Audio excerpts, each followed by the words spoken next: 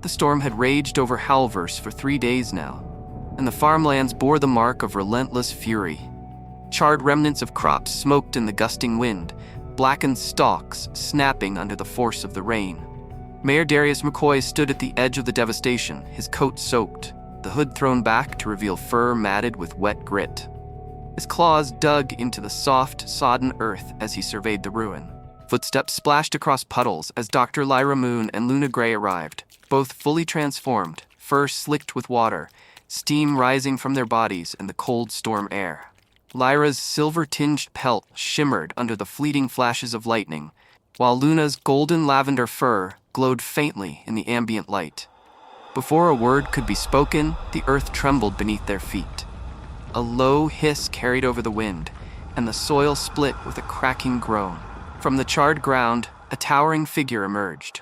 Its body stitched crudely from straw and ash, the pumpkin head atop its shoulders glowing with an unholy light, pulsing like a heartbeat. "All things that grow must burn," it hissed, smoke curling from its carved mouth. Its eyes, coals within the pumpkin, flared with malice. The storm seemed to bend toward it, embers dancing in the wet air like fireflies caught in a vortex. Darius growled a low warning, stepping in front of the women. "Stay back," he barked, claws raised. Lyra's mind raced. "The fire, it's not ordinary. It feeds on life, not matter. Retreat." But Luna had already leapt forward, claws flashing, her growl a feral echo against the thunder. The Scarecrow demon raised its arms, exhaling a wave of flame that didn't touch the crops but ignited the very spirits of the soil.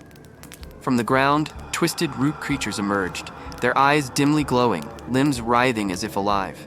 The trio braced themselves, the storm buffeting their bodies, lightning cracking with near-constant fury.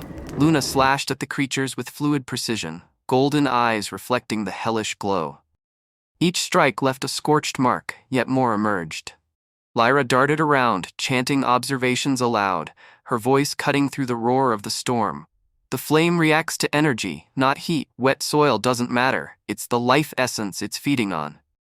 Darius fought beside them, swinging his claws at the minions, guiding the two toward higher ground. The old windmill hill loomed above them, battered by wind and rain, its blades slicing the storm-laden sky.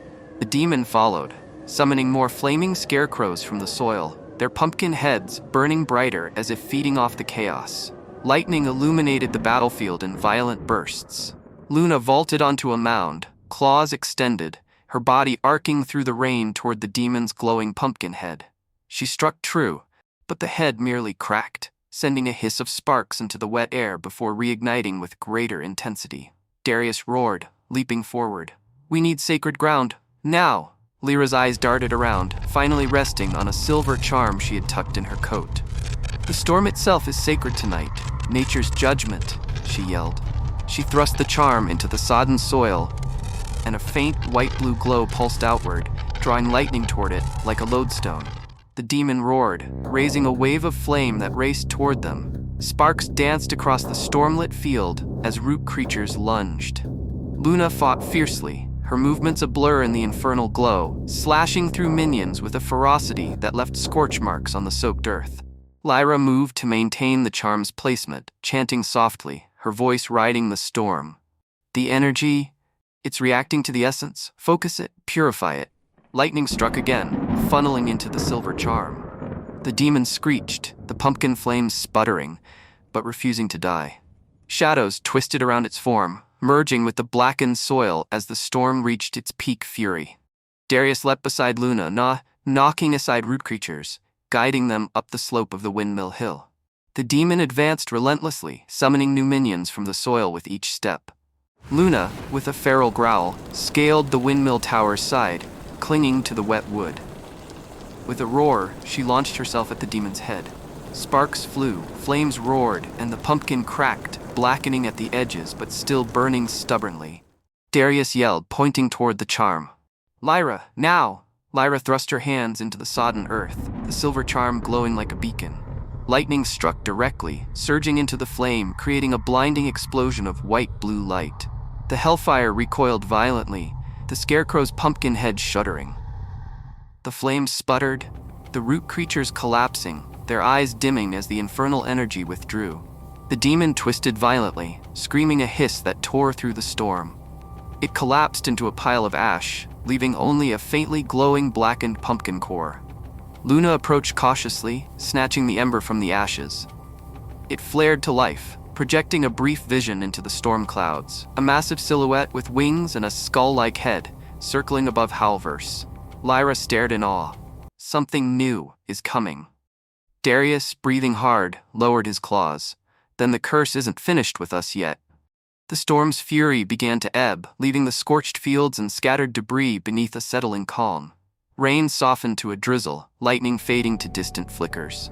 The trio stood atop the windmill hill, drenched and exhausted, watching the embers glow fade to black. In the distance, the faint echo of wings rolled across the clouds, carried by the dying storm winds. Luna's golden eyes narrowed, scanning the horizon.